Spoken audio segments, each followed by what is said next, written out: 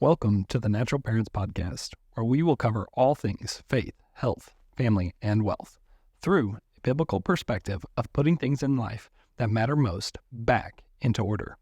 We're reminded of Matthew 6:33, where Jesus said, "But seek first the kingdom of God and his righteousness, and all of these things shall be added to you."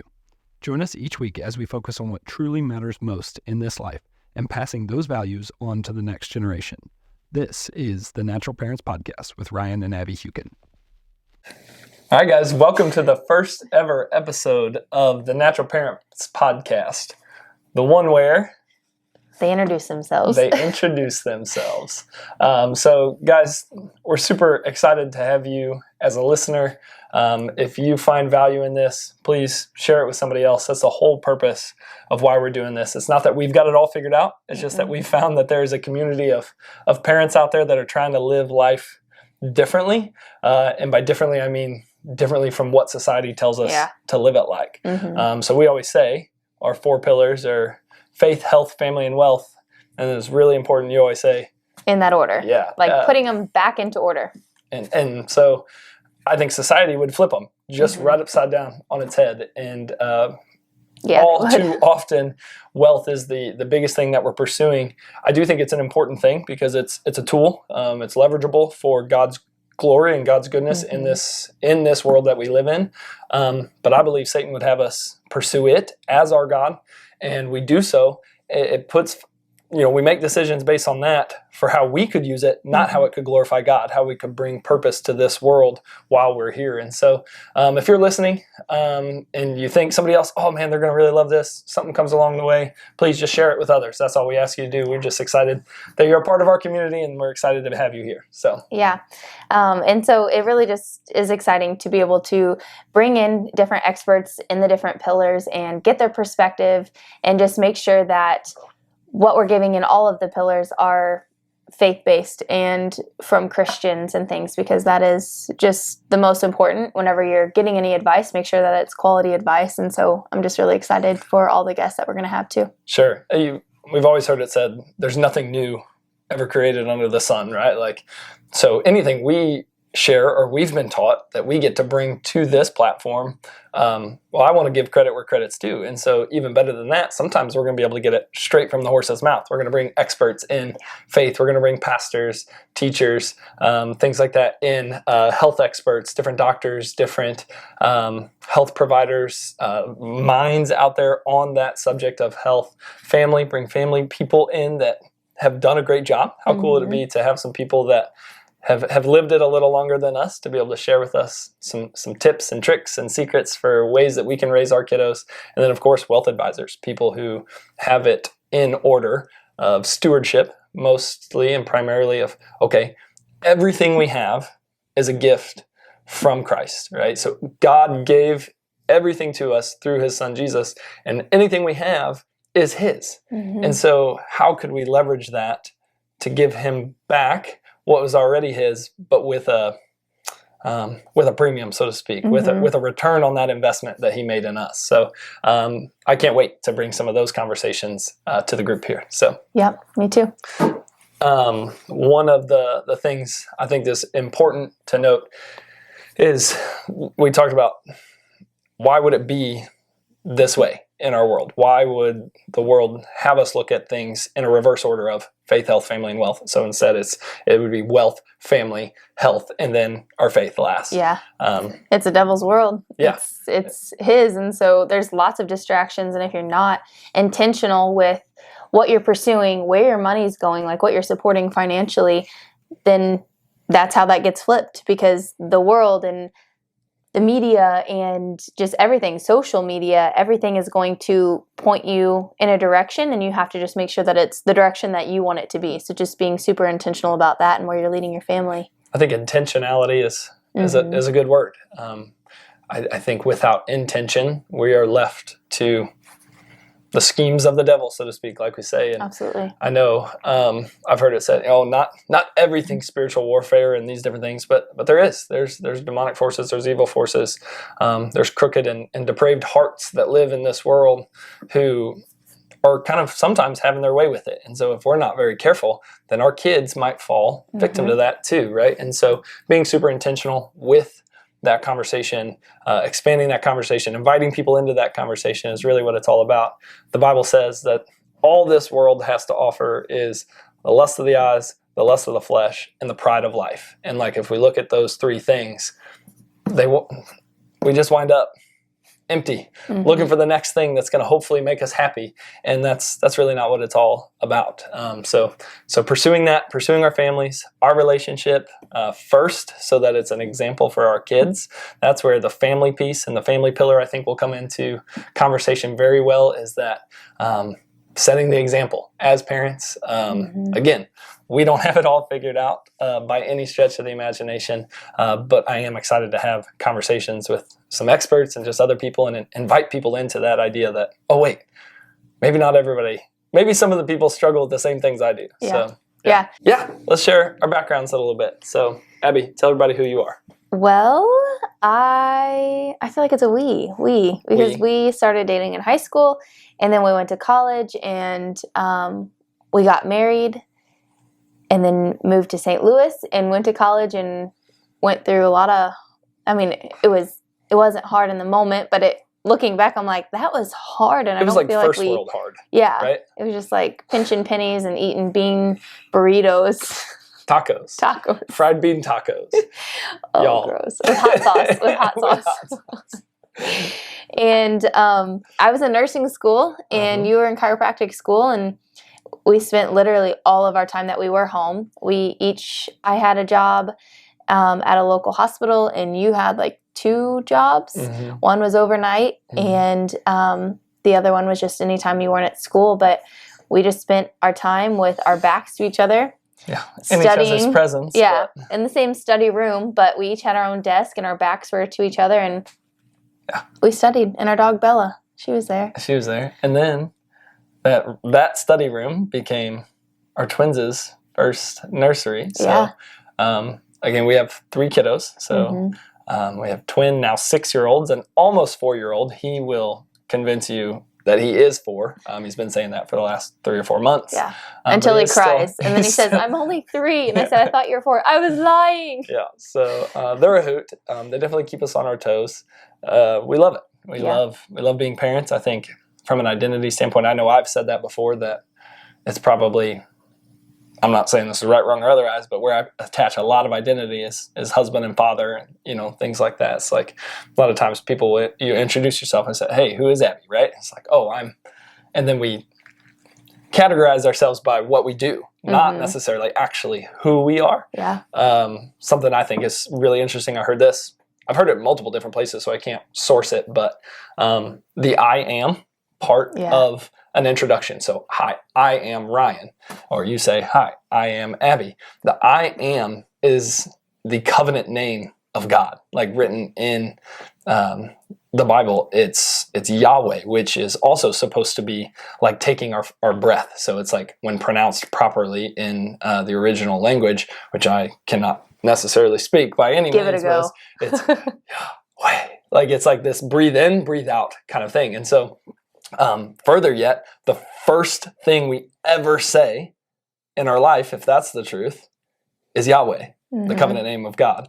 And the last thing we will ever say in this life is calling out to Christ. And so a lot of times people talk about, am I doing things right? Am I doing enough? Am I all this kind of stuff? It's like, we were made to worship God, right? And so, anyway, side note, back to where I was saying, when we introduce ourselves. Yes, really quick. I won't let our kids say, I am negative. Yeah, anything negative. I am scared. I am afraid. And I'm like, you're feeling that, that's a feeling. But you are not. That does not. That's not your identity. No. As I say. So, back to, so I am, when we introduce ourselves, it's not just who you are, what your name is, the name that your parents gave you. So how cool is it that we carry that? Sometimes, don't get me wrong, some people don't have the best earthly parents. I get that, I understand that. But there's honor and respect to be had there because you don't exist without them, right? And so everybody that's listening to this podcast, us especially, are trying to be the best parents we could possibly be, to raise our children correctly as the Lord would have us do so in this world. focused on the pillars that really are the most important. But when we say I am, we're carrying the covenant name of God. And so it's so cool to me that we can say I am, identity, and this is also whose I am. And then, by the way, I'm Ryan, you know? So there's just a lot of lineage. That's just a really cool construct. But when we identify ourselves, oftentimes we do that by saying, hey, hi, I'm Ryan, I'm a chiropractor, right? Or people will say, well, what do you do? I think a better question is, who are you? Like, and so if we can start to root identity in that, man, I think the world could be a better place, because we don't just ascribe and attach to what we do. It's who we are. And I'm not perfect at this. No, it's honestly really tough for me. I'm like, I don't know. This is all the things I do in my free time. And so, I think that's probably a podcast in and of itself that we could dive into as that's coming to my mind here. But I just think it's really important, starting to think that and starting to raise our children that way, with that mindset of, who are you, but also whose are you? If we can start to realize that nothing we do in this life is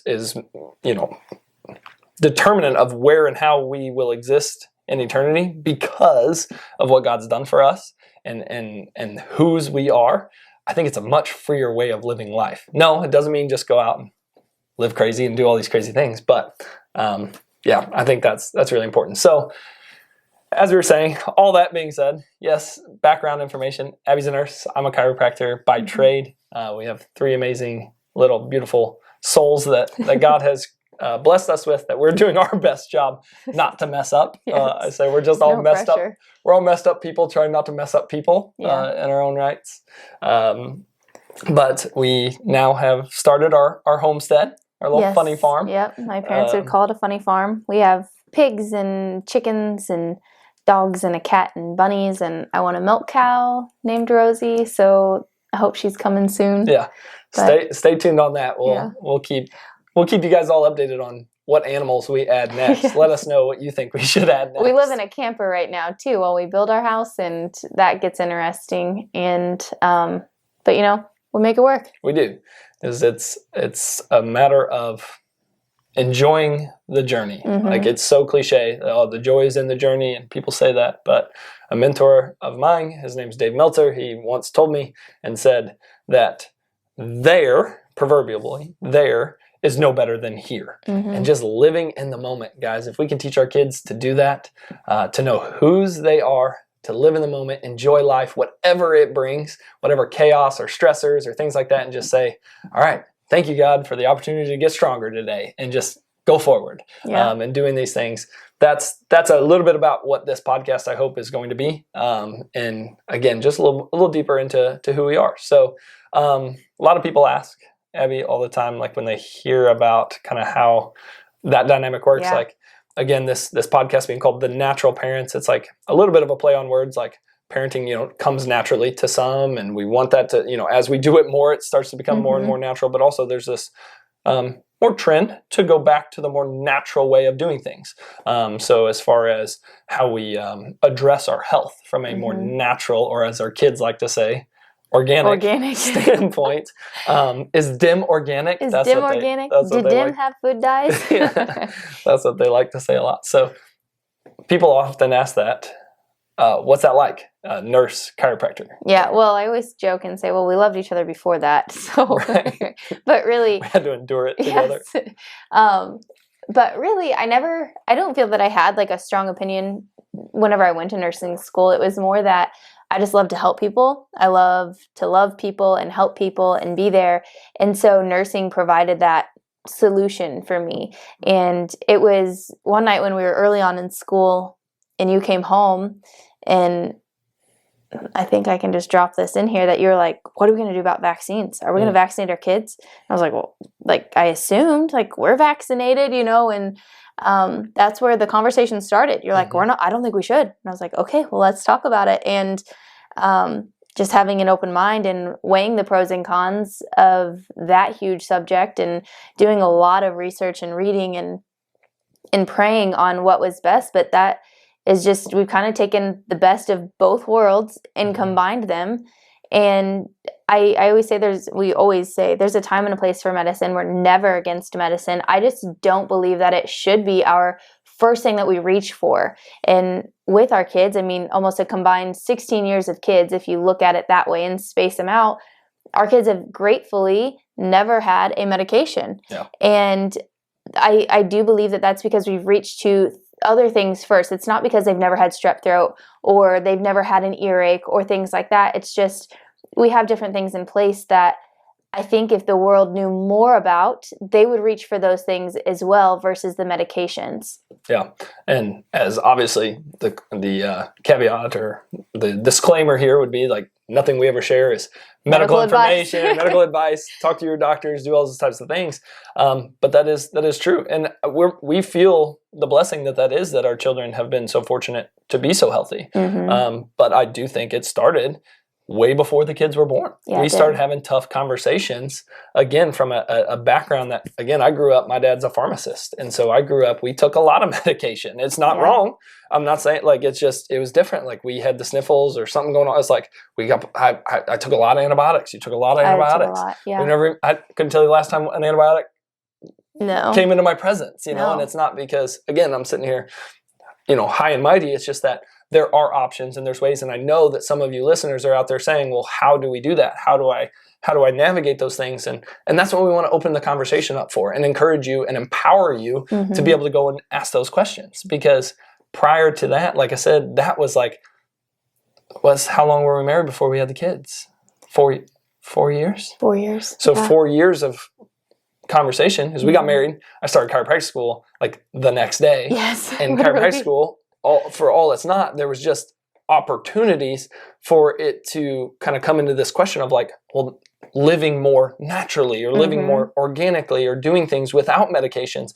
And so that's not, the premise of chiropractic, but the premise is, hey, this body of ours, trusting your body. Yeah, it was made to be healthy, right? And so God created it that way. How do we expand that? How do we allow for the thing that where all health derives from, get a cut on your hand, it heals, right? And so if it does that, how do we kind of allow that to blossom in other ways? When we are fighting a strep infection or an earache or some other, fever, pops up and stuff like that. So I'm more than happy to share what we do in those situations and things. But even before that, it was like, I come home and I'm like, hey, what about this? And all those things, right? So. And then again, like you said, we were raised very differently.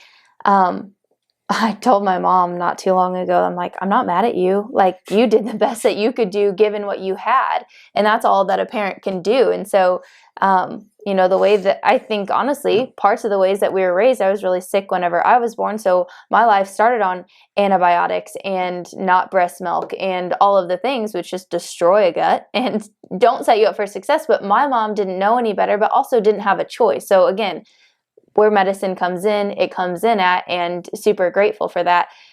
Parents only do the best with what they are given and the information that they have. And so that's just something that I want to put in there at that. 100%. We say all the time, both in our practices, just in our life, and this platform, is that, I wish I would have known. It doesn't have to be your story.